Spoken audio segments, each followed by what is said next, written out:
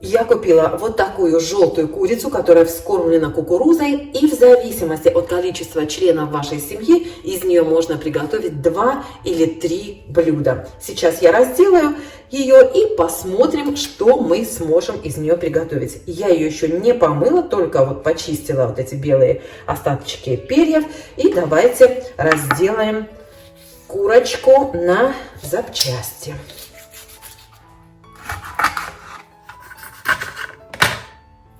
Так, ладно, это все еще потом дочищу, где что найду.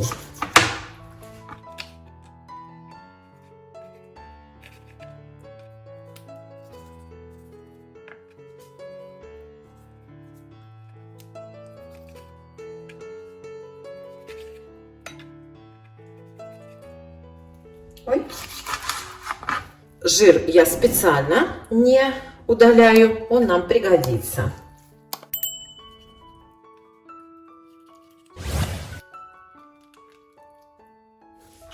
Ужас, Аби. Пошли. Пошли, Мия. Эти две передрались за кусочек кожи. Тебе тоже. Если хотите отделить грудку, то, конечно, вот здесь можно отделить грудку. Я вот так разделываю, потому что грудки покупаю отдельно.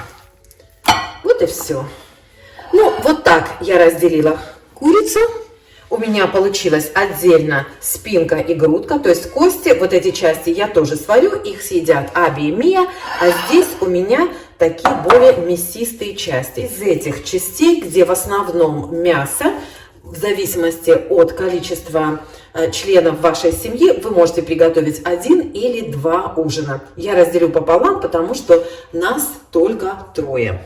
Еще хотела вам добавить, что вот этот жир я не срезаю, потому что курица не очень жирная, и бульон будет более наваристым с этими кусочками жира. Вы же, если хотите, можете удалить вот этот жир и вот эту кожицу. Я отдам это моей кошечке и Мосечке. Ну, а эти части я разделю пополам. Значит, грудку, наверное, сделаю вот так. 4 кусочка, там, где больше мяса, я отделю, а вот эту часть, бедрышки, ножки и крылышки оставлю отдельно. Что приготовить, сообразим позже.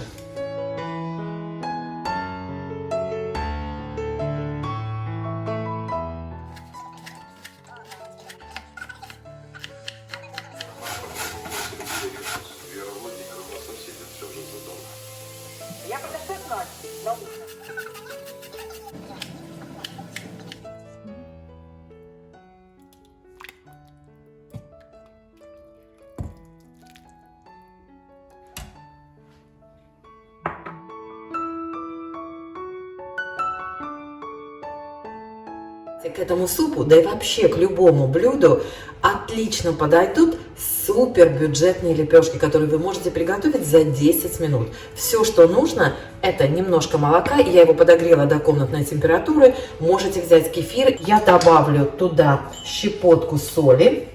У меня, кстати, есть рецепт таких лепешек на канале, но тут даже и рецепт не нужен. Все делайте на глаз, и у вас получится отлично. Добавляю сюда чуть-чуть сыра.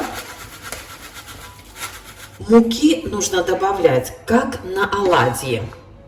Все это хорошенечко размешаем. Еще буквально каплю.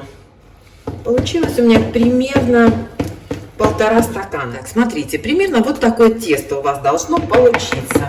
Теперь я добавляю сюда порезанный зеленый лук.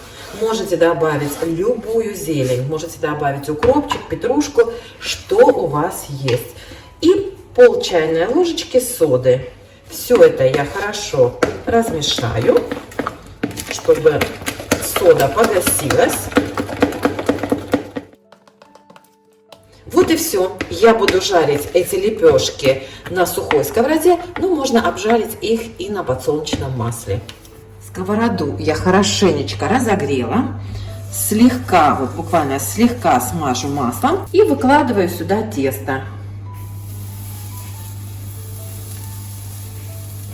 Выложу половину, Так, аккуратненько размажу. У меня просто сковородка получается большая. Ну, вы берите поменьше. Или просто возьмите тогда тесто побольше. У меня, наверное, получится здесь на 2 лепешки. Уменьшаю огонь примерно до среднего. У меня это 5 из 9. Накрываю плотно крышкой и дам лепешки испечься. Потом переверну. Даже может чуть пониже, чтобы не подгорело. Посмотрите. Буквально через 2-3 минуты. Смотрите, как она спокойно двигается, эта лепешечка. Переворачиваю. Опять накрываю крышкой. Огонь убавила до очень низкого. Теперь у меня на 3 из 9. И подожду еще 2-3 минуты, пока лепешка полностью не пропечется. Вот и все дела.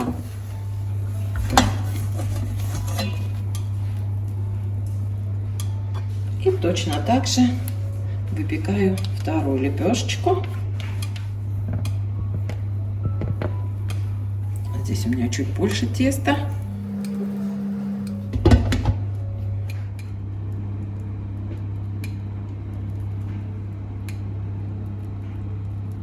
Вот и все. Посмотрите, какие получились лепешечки мягкие.